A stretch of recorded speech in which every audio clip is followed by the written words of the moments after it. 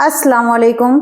मेरा नाम डॉक्टर गुलनाज फातिमा है और आज की इस वीडियो में मैं हज की फजीलत और उसकी ताकीद को बयान करूंगी कि कुरान और अहदीस में इसकी फजीलत और ताकीद किस तरह से बयान की गई है।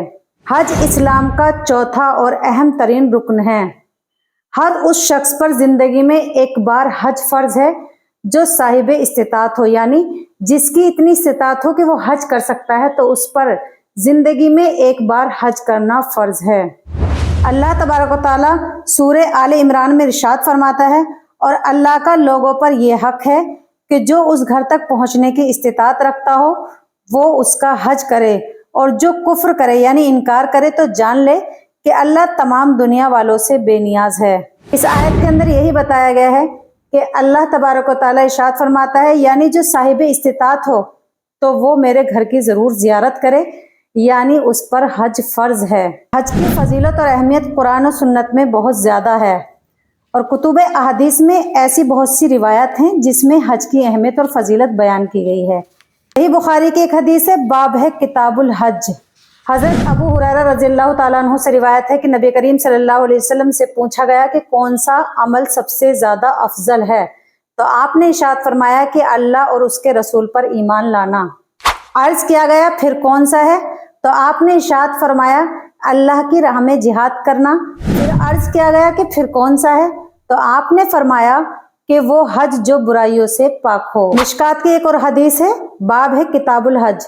हजरत अबू हुरैरा रज़ियल्लाहु ताला अन्हु से मरवी है कि रसूलुल्लाह सल्लल्लाहु अलैहि वसल्लम ने इरशाद फरमाया, जो रज़ाए इलाही के लिए हज करे जिसमें ना कोई बेहुदा बात हो और ना किसी गुनाह का इर्तिकाब हो, तो वो ऐसे लौटेगा जैसे उसकी माँ ने अभी जना हो।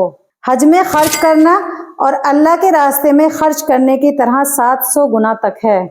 एक और हदीस है, हजरत अबू सईद खुदरी रज़ियल्लाहु ताला अन्हु से रिवायत है कि एक मरतबा नबी करीम सल्लल्लाहु अलैहि वसल्लम ने हमारे सामने खुतबा दिया और फरमाया, तुम पर हज फर्ज है, तुम हज को अदा करो। हजरत शाह वलीउल्लाह मुहद्दिस देहलवी ने हज की हिकमत बयान करते हुए लिखा है, हर हुकूमत और मिल्लत में कोई इज्तिमा होता है जिसमें दूर करीब के सब लोग जमा होते हैं ताकि एक दूसरे से तारुफ हासिल करें और मिल्लत के अहकाम से इस्तिफादा करें और उसके शायर का एहतराम करें। हज मुसलमानों का मज़ाहिरा है, उनकी शौकत का इजहार और उनके लश्कर का इज्तिमा है। जिस शख्स पर हज फर्ज हो जाए उसको हज की अदायगी में जल्दी करनी चाहिए, ताखिर नहीं करनी चाहिए। ये बात मालूम नहीं है कि आपकी मुद्दत हयात रहेगी या नहीं, यानी आप आगे हयात यानी जिंदा रहेंगे या नहीं।